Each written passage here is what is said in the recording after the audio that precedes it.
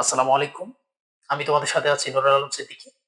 আজকে আমার আলোচ্য বিষয় হচ্ছে নবম দশম শ্রেণীর এক চলক বিশিষ্ট সমীকরণ অধ্যায় ৫। তো অধ্যায় ৫ এর আমি অধ্যায়টি শুরু করার আগে কিছু বেসিক কথাবার্তা বলবো। তারপর হচ্ছে আমরা ম্যাথে কনভার্ট হবো। তো আপনারা আশা করি মনোযোগ দিবেন। তো ফার্স্টলি আমার যেটা বলার, যেখানে দেওয়া আছে এক চলক, হ্যাঁ? তাহলে চলকটা আসলে কেমন হতে পারে?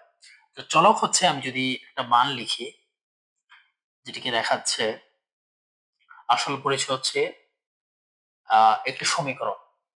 একটা সমীকরণ লিখলাম। একটু ফাঁকি দিয়ে আমি বলে দিই সমীকরণটা আসলে কি। সমীকরণের পরিচয় হচ্ছে যেটি সমান চিহ্ন, এই সমান চিহ্নের উভয় পাশে কি থাকবে? দুটি বহুপদী থাকবে।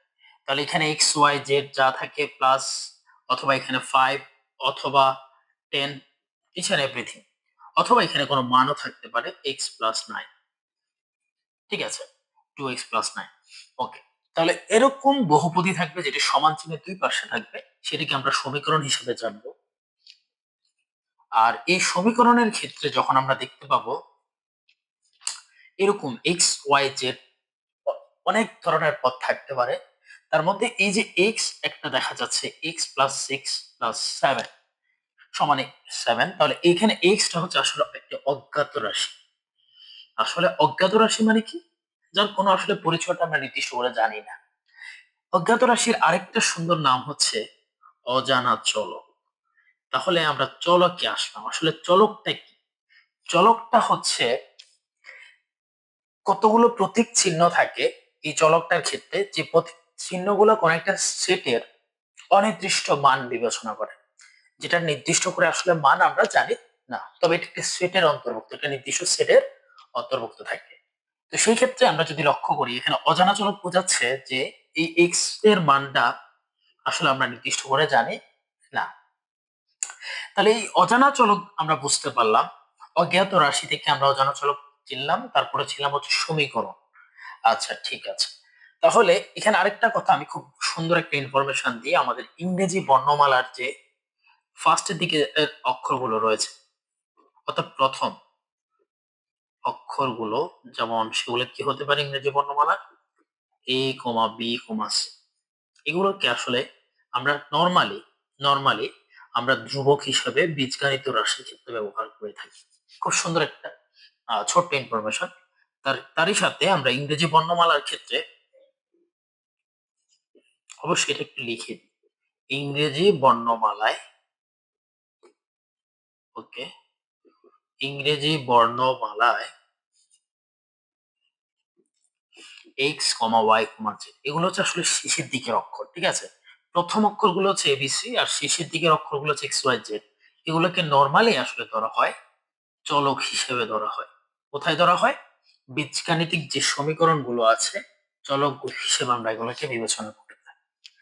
ঠিক আছে, তাহলে এই ইনফরমেশনটা পাওয়ার পরে এখন আমি একটু কথা বলি যে আসলে এক চলক বলতে আমরা কি বুঝি।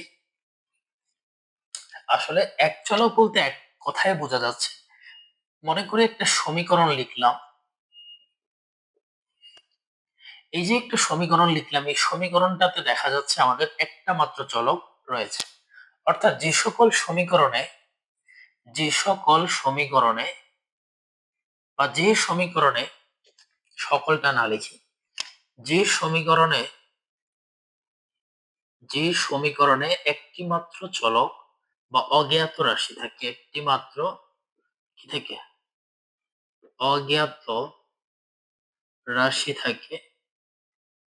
রাশি থাকে তাকে বলা হচ্ছে এক চলক বিশিষ্ট সমীকরণ। তাকে এক চলক বিশিষ্ট সমীকরণ বলা হয়। এক চলক বিশিষ্ট সমীকরণ বলা হয়। ঠিক আছে, তাহলে এটি অবশ্যই একটা সমীকরণ হয়, একটা সমীকরণের অন্তর্ভুক্ত। আর এই সমীকরণের মধ্যে যখন আমরা শুধুমাত্র একটা চলক দেখতে পাচ্ছি, তাকে এক চলক বলে থাকি। তাহলে আমরা যদি এক চলক এখানে দেখলাম, তারপর যদি দ্বিচলক বিশিষ্ট সমীকরণ হয়, তাহলে সেটি কেমন হতে পারে? তাহলে দ্বিচলক বিশিষ্ট সমীকরণের ক্ষেত্রে আমরা একটু খেয়াল করি, যেমন এখানে আমরা যদি একটু লিখি যে আচ্ছা ঠিক আছে।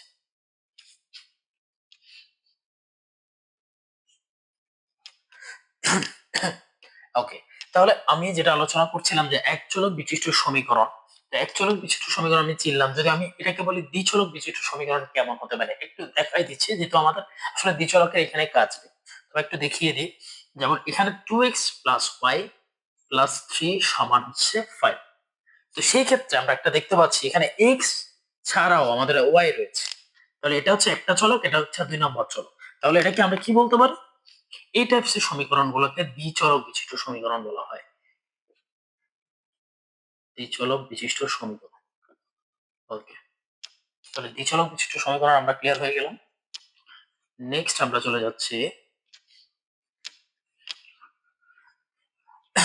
এক চলক বিশিষ্ট সমীকরণ। আমরা যখন দেখলাম এক চলক বিশিষ্ট সমীকরণ, এই ক্ষেত্রে এটা হচ্ছে এক চলক বিশিষ্ট একঘাত সমীকরণ। এক চলক বিশিষ্ট একঘাত সমীকরণ। আচ্ছা, কেন আমরা একঘাত সমীকরণ আলোচনা করছি? আমাদের একটু ঘাতের ব্যাপারটা আসি। আসলে ঘাত বলতে কি বোঝায়? ঘাত হচ্ছে কোন একটা পদ বা রাশির সর্বোচ্চ, যে তার সর্বোচ্চ ঘাত যেটা আছে এটাকে আমরা কি ওই সমীকরণ বা ওই রাশির ঘাত বলে থাকি। তো সেই ক্ষেত্রে আমার এই যে এক্স এর পাওয়ার সর্বোচ্চ যদি আমি এখানে 3 দিই, তার মানে এক্স এর পাওয়ার 3 বা এক্স এর ঘাত বলতে আমরা 3 বুঝি। এক্স এর ঘাত হচ্ছে কত? 3, এক্স এর ঘাত 3। তাহলে এখানে এই ঘাতের উপর ডিপেন্ড করে আমি এক ঘাত সমীকরণ লিখলাম, কারণ হচ্ছে এই যে একটা সমীকরণ দেখতে পাচ্ছি সেখানে আমাদের এক্স এর ঘাত হচ্ছে 1। ঠিক আছে, এখন এক চলক বিশিষ্ট সমীকরণের যখন আমরা সেটা এক চলক হিসেবেই থাকবে, তবে তবে সেই সমীকরণটার একটা জিনিস চেঞ্জ হয়েছে, সেটা হচ্ছে চলক কিন্তু শুধুমাত্র আমাদের এখানে এক্স রয়েছে, তবে এক্স চলক থাকলেও তার ঘাত কিন্তু চেঞ্জ আছে। সর্বোচ্চ ঘাত হচ্ছে 2। তাহলে এটিকে আমরা বলতে পারি এক চলক বিশিষ্ট দ্বিঘাত সমীকরণ। যেহেতু এই টাইপসের কিছু আমরা ম্যাথ পাবো, সেজন্য এটি বলে দিচ্ছি। আরেকটু আলোচনা করি, সেটা হচ্ছে আমরা এক্স এর মান 6x³ প্লাস 2 সমান 10। সমীকরণটা আমি একদম নিজের মনের মতো করে ধরেছি, তবে আমি যেটা বোঝাতে চাচ্ছিলাম সেখানে এক্স এর ঘাত গুলা, এক্স এর ঘাত এখন হচ্ছে 3, অর্থাৎ এটিও কিন্তু একটি মাত্র চলকের অন্তর্ভুক্ত সমীকরণ, বাট সেটিও এক চলক বিশিষ্ট। এক্স এর ঘাত যেহেতু 3 রয়েছে, তার মানে এটা হবে ত্রিঘাত সমীকরণ, এক চলক বিশিষ্ট ত্রিঘাত সমীকরণ। ঠিক আছে, তাহলে আমাদের বেসিক মোটামুটি এতটুকু আমরা বুঝতে পারছি। এরপর আমাদের অভেদ নিয়ে একটা কথা আছে। আসলে অভেদটা হচ্ছে যেটা উভয় সমান চিহ্ন, অভেদটা হচ্ছে সমান চিহ্নের অভেদ বলতে কি বোঝাচ্ছে? সমান চিহ্নের উভয় পাশে বহুপদী মান থাকবে। তো এই বহুপদী মানগুলো আসলে কেমন? যেমন আমি লিখলাম যে a plus B whole square সমান a square plus 2ab plus B square. আসলে এটি একটি অভেদ। কেন? আমি যদি এই যে এই পাশের যে মানটা, এখান থেকে আমি এটাকে প্রমাণ করতে পারবো, আবার এই পাশের মানটা এখান থেকে আমি এটাকে প্রমাণ করতে পারবো। তো এটাই আসলে বুঝিয়েছে, অভেদ দ্বারা বোঝাচ্ছে সমান চিহ্নের উভয় পাশে যে বহুপদীগুলো থাকবে তাদের উভয়ের মান কি থাকবে? পরস্পর সমান থাকবে। তাহলে এখান থেকে একটা কথা বুঝতে পারছি যে বীজগাণিতিক যে সূত্রগুলো আছে, বীজগাণিতিক যে সূত্রগুলো রয়েছে, বীজগাণিতিক সকল সূত্র, এটা খুব সুন্দর একটা লাইন আমাদের পাঠ্য বইতে লেখা আছে যে আহ, বীজগাণিতিক সকল সূত্রই অভেদ। অভেদ, তবে সকল, তবে এই লেখাটা একটু আমরা শিখে নিব, তবে সকল সমীকরণ অভেদ নয়। সকল সমীকরণ অভেদ নয়। সকল সমীকরণ অভেদ নয় মানে আমরা সব সমীকরণ, মনে করি আমি লিখলাম যে x প্লাস 5 সমান 2, এটা একটা সমীকরণ, ঠিক আছে, কিন্তু এটাকে আমরা অভেদ বলতে পারছি না, কারণ হচ্ছে তার উভয় পাশের মান কিন্তু চাইলে সমান করা যাবে না। তবে এই ক্ষেত্রে আমরা যদি দেখি তার পাল্টা দুইটা পার্টের মান লেফট হ্যান্ড সাইড সমান রাইট হ্যান্ড সাইড হবে, বহুপদী দুইটা পরস্পর সমান হবে। তো এটা একটা খুব ইন্টারেস্টিং ফ্যাক্ট, আমি আলোচনা করে দিলাম। এখন চলে যাচ্ছি আমাদের খুব দারুণ দারুণ ইন্টারেস্টিং কিছু ম্যাথ, তো উদাহরণ। আর আমার একটি খুব অভ্যাস কিনা জানি না, নাকি ভালো অভ্যাস আপনারাই বলবেন, যে আমি অধ্যায় যখনই করাই তখন হচ্ছে আমাকে আগে উদাহরণটা করাতে হবে, যাতে করে আমাদের কনসেপ্ট গুলো আমরা ধরতে সুবিধা হয়। তখন আমরা যখন অনুশীলনী ম্যাথ গুলো করবো খুব সহজে সেটাকে আমরা নিতে পারবো। তো আসি, আমি উদাহরণ একটা একটু লিখি।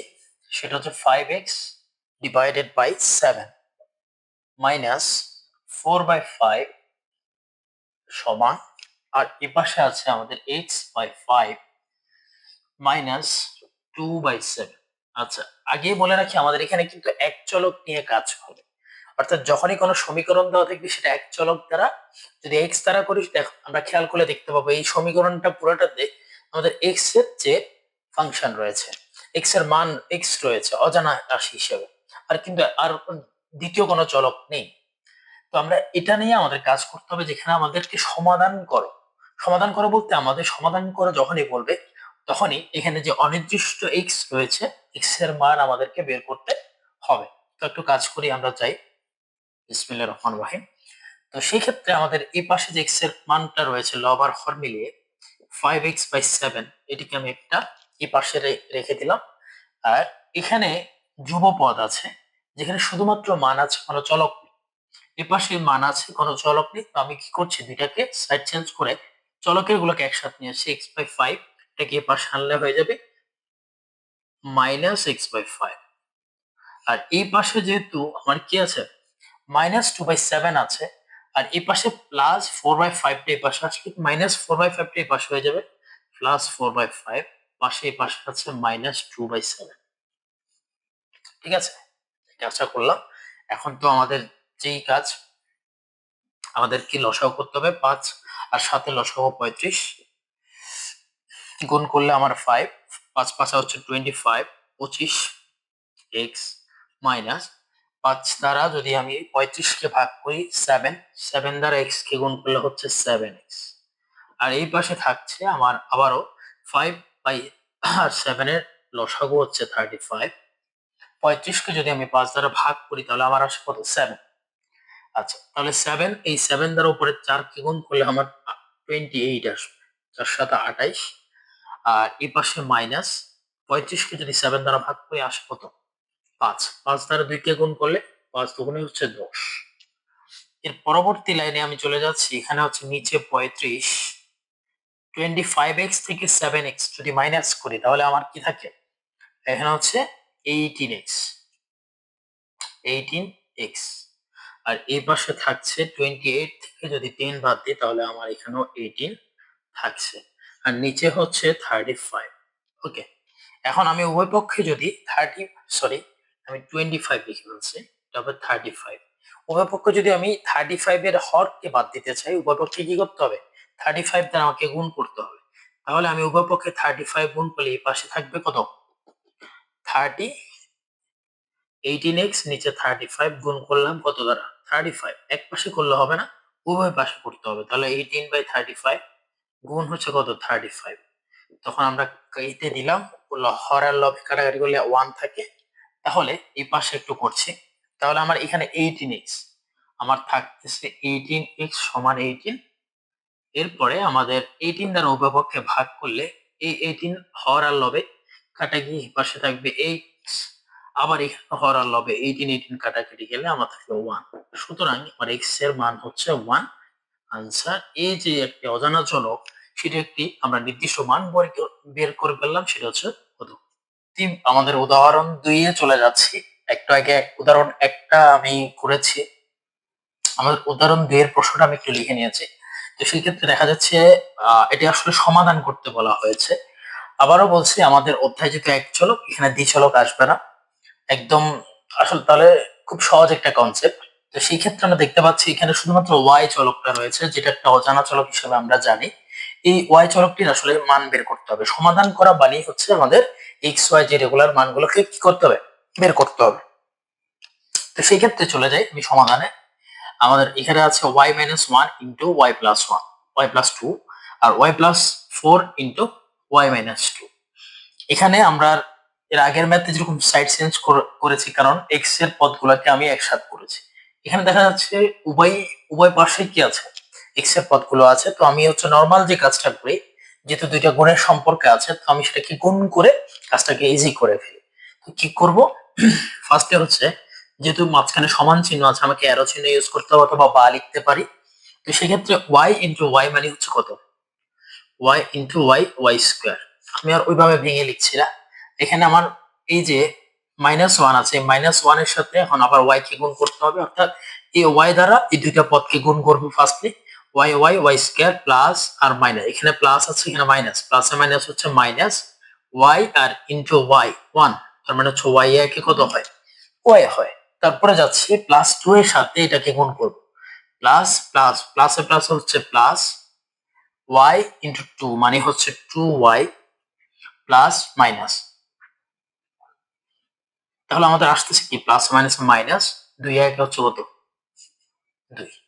ঠিক আছে, তার পরবর্তীতে আমরা এই পাশটাতে করি, এটা হচ্ছে y ইন্টু ওয়াই মানে হচ্ছে Y square plus into plus প্লাসে প্লাসে প্লাস 4 ইন্টু ওয়াই মানে হচ্ছে কত 4y, দেন হচ্ছে plus Y into minus Y minus 2, তাহলে কি হবে plus minus minus Y into 2 মানে হচ্ছে 2y, আর প্লাস মাইনাস মাইনাস 4 ইন্টু 2 মানে হচ্ছে 4 দুগুণে 8, 8। তাহলে আমরা দুই পাশে খুব সুন্দর করে সাধারণ একটা গুণ করে ফেলেছি। এখন হচ্ছে আমরা দেখি কোনো বিয়োগ যায় কিনা।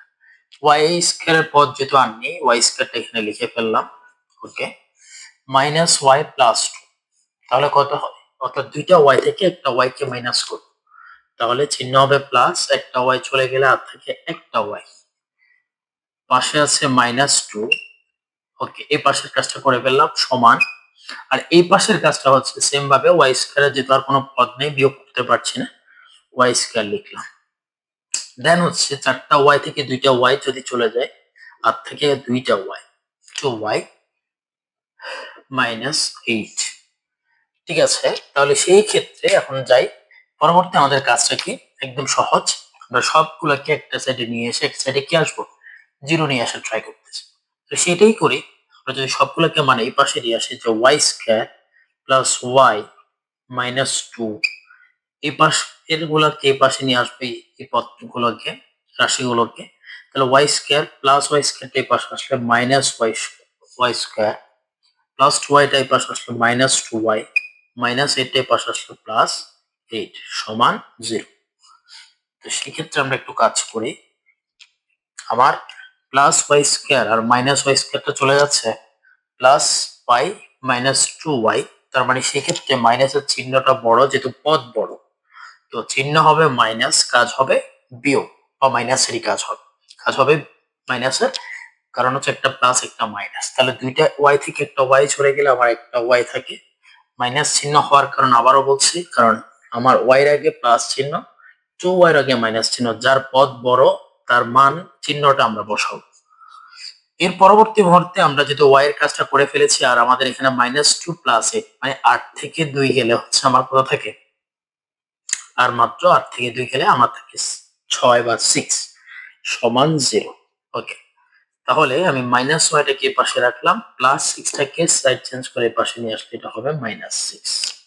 ঠিক আছে, আর উভয় পক্ষে মাইনাস আছে, তাহলে আমরা যদি উভয় পক্ষে মাইনাসটাকে কি করি, -1 দ্বারা গুণ করে ফেলি, তাহলে তো এটা প্লাস হয়ে যাবে, তার মানে এই পাশেও ওয়াই থাকবে, এই পাশেও কি থাকবে 6 থাকবে, অর্থাৎ এই কাজটা কি করেছি, -1 দ্বারা উভয় পাশে,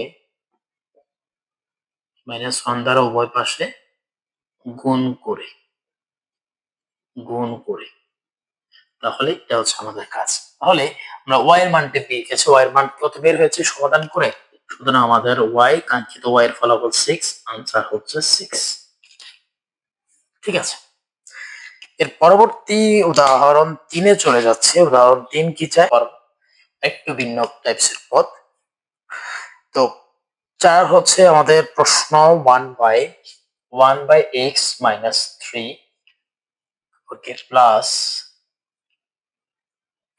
1/x - 4 সমান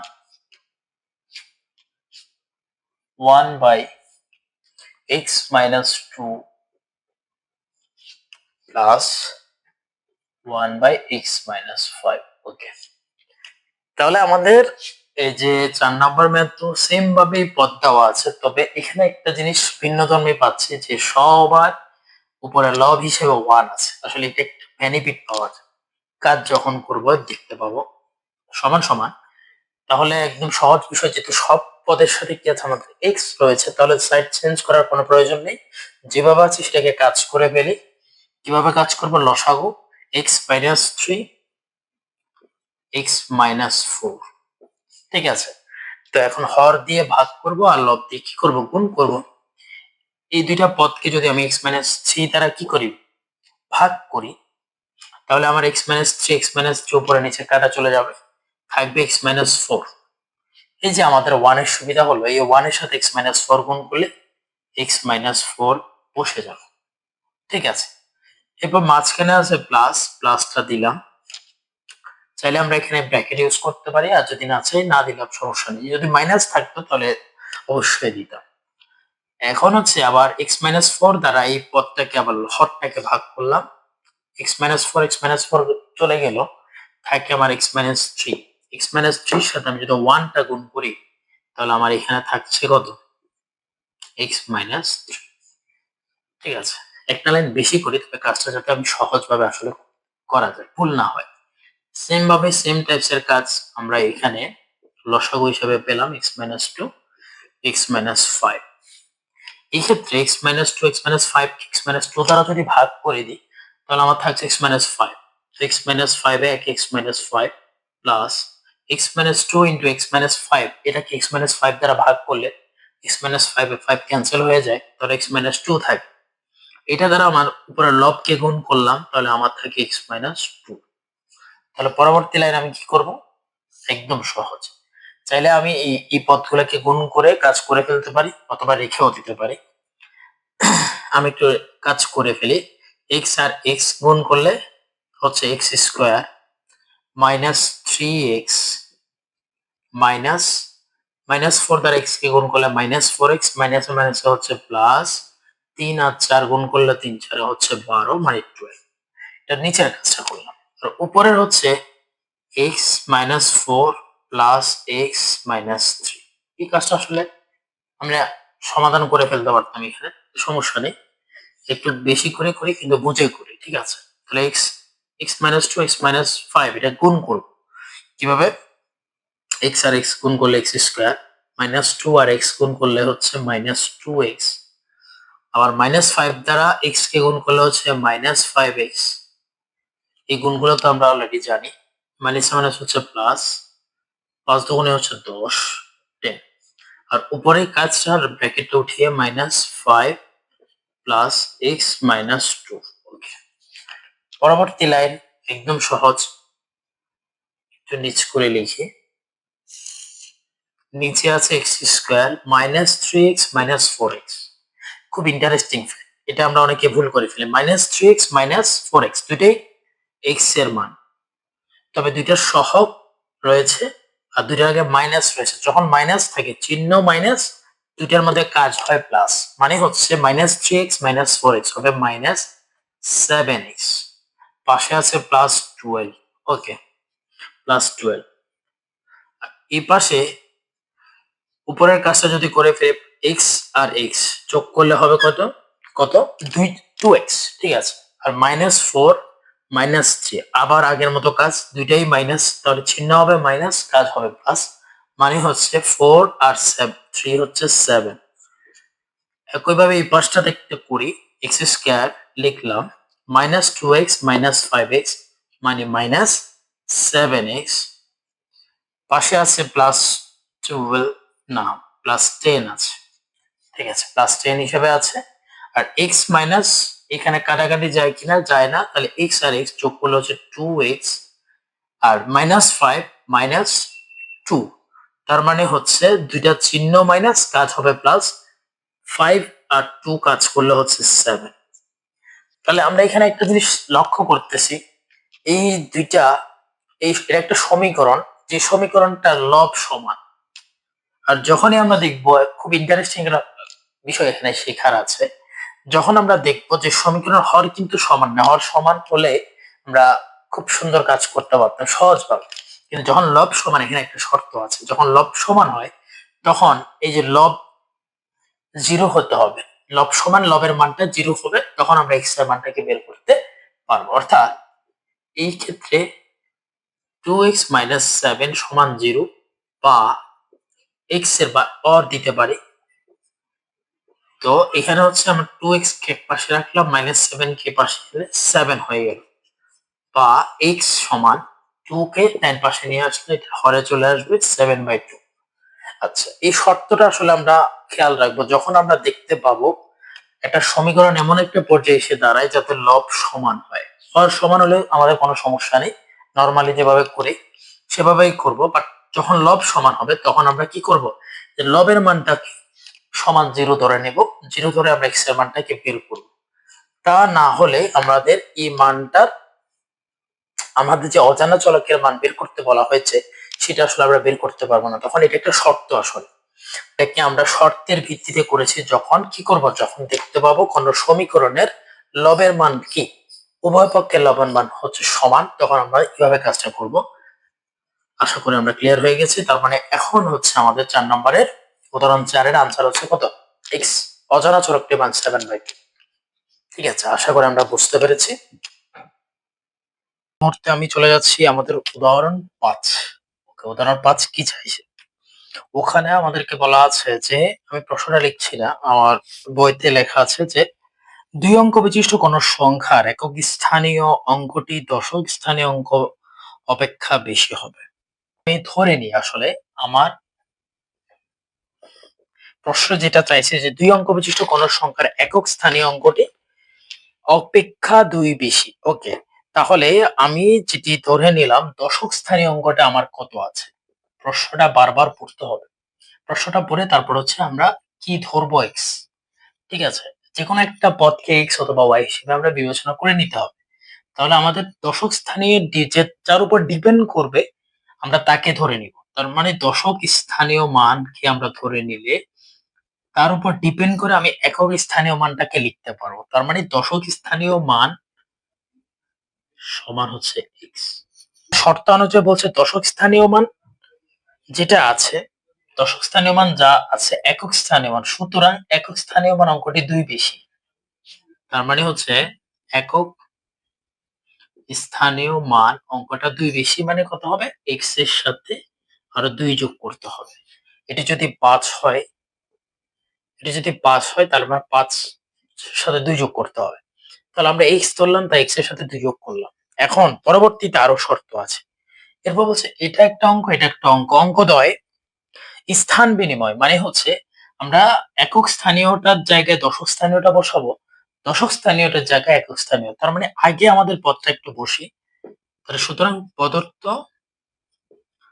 স্থানীয় স্থানীয় পদ কি হয় একটু খেয়াল করি। সেটা একটা হচ্ছে দশক স্থানীয় মান, মানে হচ্ছে 10 ইন্টু x, 10x, প্লাস এটা হচ্ছে একক স্থানীয় x প্লাস 2। তাহলে এই পদটি কি দাঁড়াচ্ছে, 10x প্লাস, আর এখানে x plus 2, x plus 2, total দাঁড়াচ্ছে হচ্ছে কত, 11x প্লাস হচ্ছে 2, 10টা আর একটা টোটাল 11টা। এটা হচ্ছে আমাদের কি, এটা হচ্ছে আমাদের একক স্থানীয় অরিজিনালটা, অর্থাৎ দশক স্থানীয় মান আর একক স্থানীয় মান। কেন এখানে 10 লিখলাম, কারণ এটি দশম। আমরা যখন আমরা লিখেছিলাম, যদি আমরা 51 বিবেচনা করি, এটাকে কি লিখি, 1 গুণ 1, আর এটা কি লিখি, 5 গুণ 10 না, 50, কারণ এটা দশক স্থানীয় মান। দশক কেন হয়েছে, 10 গুণ হয়েছে তাই। তো সেই ক্ষেত্রে এখানে আমরা সেম কাজটা করেছি। আমাদের পদটা অঙ্কটা হচ্ছে x, বাট দশম স্থানীয় যেহেতু বলছে তখন এটাকে 10 গুণ x লিখতে হবে। আর এটা কেন 1 লিখি নাই, কারণ 1 তো যা গুণ করি সেটাই আসবে। তাহলে আমাদের প্রধান যে মানটা সেটা হচ্ছে এটা। ঠিক আছে, এখন আমাদের স্থান বিনিময় করলে কি আসে, তো আমি হচ্ছে স্থান বিনিময় করে কি পাবো, এটা হবে 10 গুণ কত, একক স্থানীয় পদটা, তার সাথে যোগ করব x এর সাথে কত 1 ইনটু x। তাহলে এখানে আমরা কাজ করে কত পাই? এখানে কাজ 10 এর সাথে x গুণ করলে হবে 10x, 10 এর সাথে প্লাসে প্লাসে প্লাস 10 ইনটু 2 মানে 20, আর এই পাশে প্লাস x আছে, x একে x, তার মানে 10x plus x 11x plus হচ্ছে কত 20। মনে হচ্ছে আর নিচে দেখা যাবে না, তার মানে আমার স্থান বিনিময় করে আমি যে পদটা পেয়েছি সেটা হচ্ছে 11x প্লাস 20। আর প্রদত্ত যে স্থানীয় পদটা আমাদের, যেটা নরমাল পাওয়ার কথা একক স্থানীয় অঙ্ক আর দশক স্থানীয় মিলিয়ে, সেটা হচ্ছে 11x প্লাস 2। সরি, ওকে, 11x প্লাস 2। তার পরবর্তী কাজে চলে যাচ্ছে যে প্রশ্ন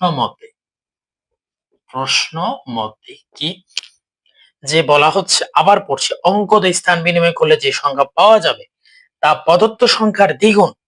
প্রদত্ত সংখ্যার দ্বিগুণ মানে হচ্ছে কত? আমি স্থান বিনিময় করে এটা পেলাম, এটাকে লিখছি 11x প্লাস 20 সমান স্থান বিনিময় করে যেটা পাবো প্রদত্ত সংখ্যা, মানে এটা প্রদত্ত সংখ্যা যা পাবো সেটার দ্বিগুণ। দ্বিগুণ মানে হচ্ছে 11x প্লাস 2, দ্বিগুণ থেকে আমাকে 6 কি বলা হয়েছে? কম হবে, অর্থাৎ 6 কম হবে মানে 6।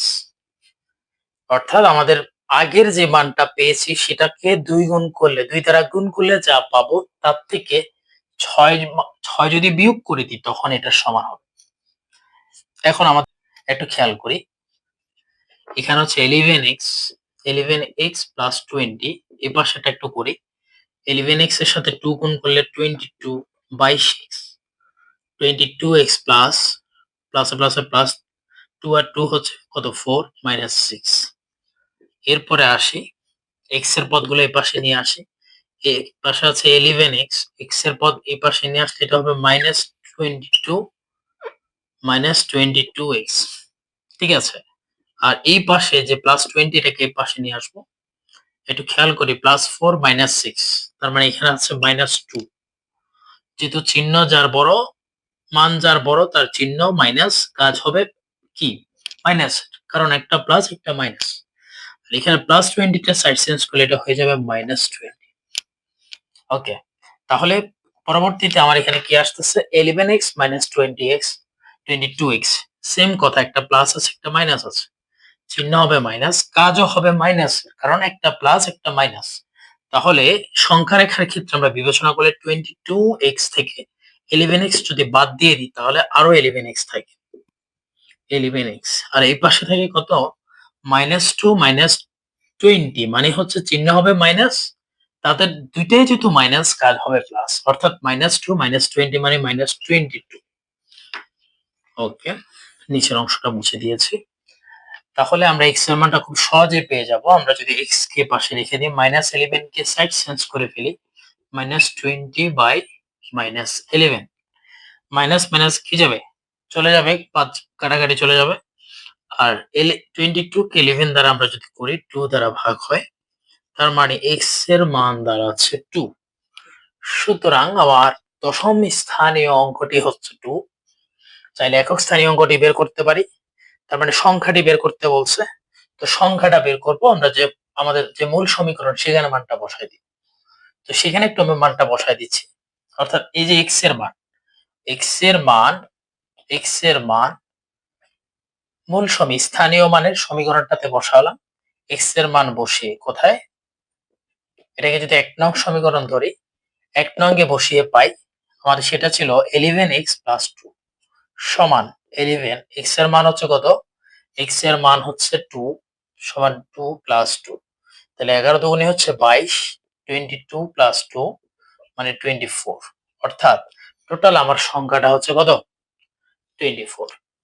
এই 24টাকে যদি আমি কাজ করি তাহলে আমি পেয়ে যাব আমার শর্তগুলা, x কত ছিল, দশম স্থান একক স্থানীয় অঙ্ক কত হবে, সব আমার মিলে যাবে। তার মানে আমার মূল আনসারটা হচ্ছে কত 24। আশা করি আমরা বিষয়টা ক্লিয়ার হয়ে গেছে। 7-এ চলে যাই। আমার উদাহরণ 7 হচ্ছে, যেটি আমাদের কাছে বলা হচ্ছে যে কবির সাহেব তার 56,000 টাকার কিছু টাকা বার্ষিক 12% মুনাফায়, অর্থাৎ 56,000 টাকা, 56,000 টাকার 12% মুনাফা আর 10% মুনাফায় তিনি হচ্ছেন বিনিয়োগ করেছেন, অর্থাৎ ব্যাংকে এগুলা কি দিয়ে বিনিয়োগ করেছেন, কাজে লাগিয়েছেন, জমা রেখেছেন বা যেটাই করেছেন। একটা হচ্ছে 12% একটা হচ্ছে 10%। 10% 12% এর যে টাকাটা আসে সেটা হচ্ছে 5,000 56,000 টাকা। 56,000 টাকাটা কি আসলে কত, 56,000 টাকার কত টাকা এটার মধ্যে রাখছে আর 10% এ কত টাকা রাখছে সেটাই আমাদের আসলে বের করতে হবে। তো আমাদেরকে সেটাই চাওয়া হয়েছে যে ১ বছর পর তিনি যদি মুনাফা এত পান, ১ বছর পরে দেখা গেছে এই যে পার্সেন্টেজ গুলার উপরে টোটাল মুনাফাটা দেওয়া আছে। কত মুনাফা? ৳৬,৪০০ লাভ পেয়েছেন। তাহলে ১২% মুনাফায় কত টাকায় তিনি বিনিয়োগ করেছেন? আসি আমরা একটু কাজে চলে যাই। আর তিনি আসলে ১২% যেটা চায়, যেটা আমাদেরকে বের করতে বলা হয় সেটাকে আমরা অবশ্যই এক্স ধরে কাজ করব। ১২% মুনাফায় আমাদের আসলে কত টাকা বিনিয়োগ করছেন? আমার 12% টাকায়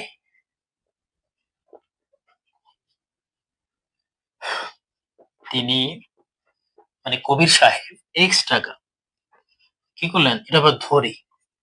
এটা ধরে লিখে ফেলে এক্স টাকা বিনিয়োগ করেন। কত টাকা বিনিয়োগ করেন? এক্স টাকা বিনিয়োগ করেছেন। বিনিয়োগ করুন এক্স টাকা। আচ্ছা, তার মানে যদি এক্স টাকা বিনিয়োগ করেন, আমাদের প্রশ্নে চাওয়া হয়েছে ১ বছর এ তিনি মোট ৳৬,৪০০ মুনাফা। তাহলে আমি যদি কোনোভাবে মুনাফাটাকে বের করে ফেলতে পারি, তাহলে আমরা এক্সট্রা পাওয়ার একটা পসিবিলিটি আছে। যেহেতু ২ টার মুনাফা একসাথে ৳৬,৪০০ দেওয়া আছে। পার্সেন্ট টাকা এক্স টাকা। সুতরাং ১০% মুনাফায় ১০% টাকায় বিনিয়োগের টাকা কত হবে? বিনিয়োগের টাকা হবে আসলে তিনি ৫,৫৬,০০০ টাকা থেকে ৫৬,০০০ টাকা থেকে আমি যদি এক্স টাকা বাদ দিয়ে দিই। এক্স টাকা হচ্ছে ১২% এর জন্য বিনিয়োগ কত যা করছিলেন সেটা। তো সেটা এই যে ৫৬,০০০ টাকার ভিতরেই কিন্তু এক্স টাকাটা আছে। আমি যদি ৫৬,০০০ টাকা থেকে এক্স টাকাটা মাইনাস করে দিই সেটাই হবে 10% এর বিনিয়োগটা। ১০% এর বিনিয়োগটা। তার মানে হচ্ছে ১০% এর বিনিয়োগ হচ্ছে এই যে ৫৬,০০০ টাকা থেকে এক্স টাকা মাইনাস করে দিলে যা পাবো সেটা। তো আমি সেটাকে কি করলাম? লিখলাম। এখন আমাদের কাছে যেটা ১ বছর পরে কি চাইছে? ৳৬,৪০০ চাইছে। সুতরাং আমাদের যে টাকাটা আমরা পেলাম ১০% এত টাকার ১ বছরের ১ বছরের মুনাফা। ১ বছরের মুনাফা, এত টাকার ১ বছরের মুনাফা কত পাবো? এত পার্সেন্ট হারে। এত পার্সেন্ট হারে এক্স টাকা ১ বছরের মুনাফা কত পাবো তাহলে? মুনাফা আই সমান আমরা কি জানি? PRN, ঠিক আছে? PRN, এটা তো অলরেডি আমরা সেই ক্লাস 8 এ পড়েছিলাম মেবি। তাহলে খেয়াল করি P সমান এখানে এক্স টাকা আর R সমান হচ্ছে ১২%। তার মানে হচ্ছে 12/100 কে আমরা কি দ্বারা? শতকরা মানে ১০০ দ্বারা ভাগ করতে হয়। যেহেতু ১ বছর তার মানে এটা দাঁড়াচ্ছে কত? 1। সুতরাং 12x/100 এটা পাচ্ছি ১২% হারে এক্স টাকার ১ বছরের মুনাফাটা পেয়ে যাচ্ছি। তার মানে সুতরাং একইভাবে আমরা এটাও পেয়ে যাব যে ১০% হারে আমি মুনাফা কত পাচ্ছি। যেহেতু ১০% হারে আমার একটা অ্যামাউন্ট আছে, বিনিয়োগ কত টাকা আছে সেটা আমি একটু পাচ্ছি। ১০% হারে আমার ১০% হারটা একটু লিখি তাহলে আমরা ক্লিয়ার হব। ১০% হারে ৫৬,০০০ মাইনাস এক্স টাকা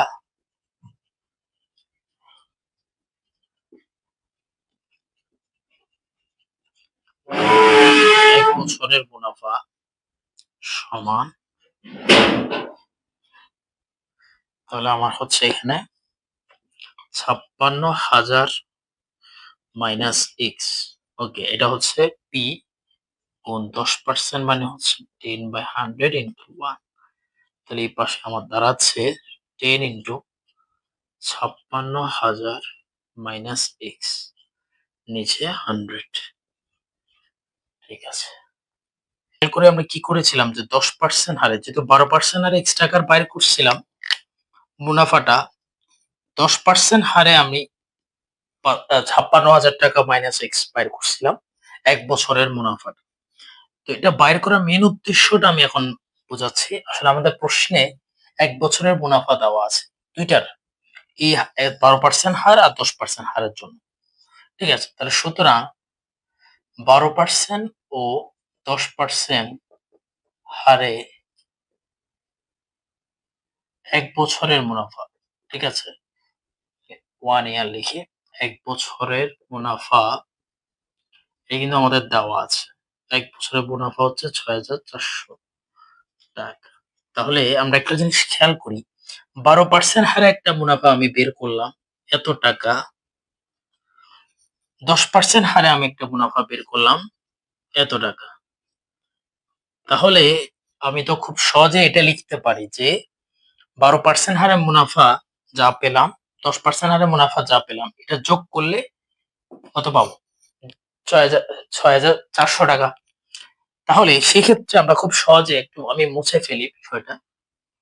ওকে। তাহলে প্রশ্ন মতে লিখি যে প্রশ্নের যে শর্ত সেটা অনুযায়ী এটা পাচ্ছি যে 12x/100 ওকে প্লাস আর এই পাশেরটা হচ্ছে কত 10 ইন্টু 56,০০০ বিয়োগ x ডিভাইডেড বাই 100 সমান হচ্ছে ৬,৪০০ এখান থেকে খুব সহজে কিন্তু আমরা x এর মানটা বের করে ফেলতে পারবো এবং সেই ক্লুতে এই যে এটাতে অ্যাপ্লাই করার জন্য আমরা মেইনলি এই কাজটা করেছিলাম।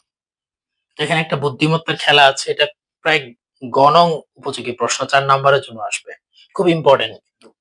তো সেই ক্ষেত্রে আমরা এটা খেয়াল রাখবো। এখন আমি এই ধাপটা সলভ করে ফেলি। এখানে খুব সুন্দর একটা বিষয় দেখা যাচ্ছে। আমাদের ১০০ হচ্ছে কত? ১০০ হচ্ছে আমাদের লসাগু। ১০০ লসাগু করলাম। ওকে ১০০ দ্বারা ১০০ কে ভাগ করলে ১০০ ই। উপরে গুণ হয়ে যাবে 1 দ্বারা 12x যেভাবে আছে সেভাবে থাকবে। প্লাস ওকে। এরপরে ১০০ দ্বারা ১০০ কে ভাগ করলে 1, 1 দ্বারা উপরে গুণ করলে যেভাবে আছে সেভাবে। ৫৬,০০০ এর সাথে আরো একটা শূন্য বাড়তি হবে। ১০ দ্বারা গুণ করলে ৪ টা শূন্য হয়ে গেল। ওকে। আর প্লাস আর মাইনাস গুণ করলে মাইনাস 10x তাহলে কত হচ্ছে 10x হচ্ছে। সমান এই পাশে হচ্ছে আমাদের ৬,৪০০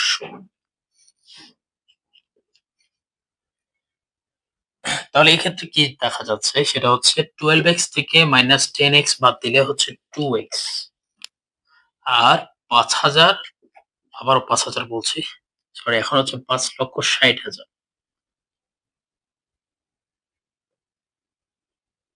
শূন্য হচ্ছে ৪ টা। ৫,৬০,০০০ আর এই যে ১০০ টা এটার সাথে গুণ করে ফেললে হয়ে যাবে কত? এখানে ছিল ৬,৪০০ গুণ করলে হয়ে যাবে আরো ২ টা শূন্য বাড়তি হয়ে যাবে। তার মানে হচ্ছে ৬,৪০,০০০। এখন কাজ করব 2x কে পাশে রাখলাম আর ৬,৪০,০০০ এটা থেকে ৬,৪০,০০০ থেকে আমি হচ্ছে ৫,৬০,০০০ বিয়োগ করে ফেললাম। তাহলে আমরা x এর মানটা পেয়ে যাব। 2x সমান এখানে দাঁড়াচ্ছে। তাহলে আমার বিয়োগ করলে আমি পেয়ে যাচ্ছি হচ্ছে ৮০,০০০ পাচ্ছি। টোটাল বিয়োগ করলে ৮০,০০০ পাচ্ছি। ঠিক আছে? একক দশক শতক হাজার ৮০,০০০ পেয়ে যাচ্ছি। তার মানে x এর মান কত হয়? x সমান হবে ৪০,০০০। ওকে। x এর সমান ৪০। তার মানে x টা হচ্ছে ছিল আমার কত? x টাকে আমি ধরেছিলাম ১২% যেটা আমাদের কাছে প্রশ্নে চাওয়া হয়েছে যে ১২% মুনাফায় কত টাকা বিনিয়োগ করা হয়েছে। সুতরাং আনসার পেয়ে গেলাম ১২% মুনাফায় কত টাকা বিনিয়োগ করছি? ৪০,০০০। ৪০,০০০ টাকা x সমান ৪০,০০০ টাকা বিনিয়োগ করা হয়েছে। বিনিয়োগ করা হলো। আশা করি আমরা আনসারটা পেয়ে গেছি। তো ধন্যবাদ সবাইকে আজকের এই পার্টের জন্য। কারণ হচ্ছে আমার এই পার্টের মধ্যে আমি কিছুটা বেসিক নলেজ দিয়েছিলাম অধ্যায়টি সম্পর্কে। তার সাথে কিছু গুরুত্বপূর্ণ কয়েকটা টপিকস থেকে ম্যাথ করেছি। প্রায় ৩-৪ টা ম্যাথ করালাম। ইনশাআল্লাহ ধাপে আমি অনুশীলনীতে চলে যাব। নেক্সট পার্টে অনুশীলনী ম্যাথ আসবে। আপনারা সহযোগিতা করবেন, পাশে থাকবেন। আর ভালো লাগলে অবশ্যই ভিডিওটি শেয়ার করবেন। সাবস্ক্রাইব করে চ্যানেলটি পাশে থাকবেন। আসসালামু আলাইকুম সবাইকে।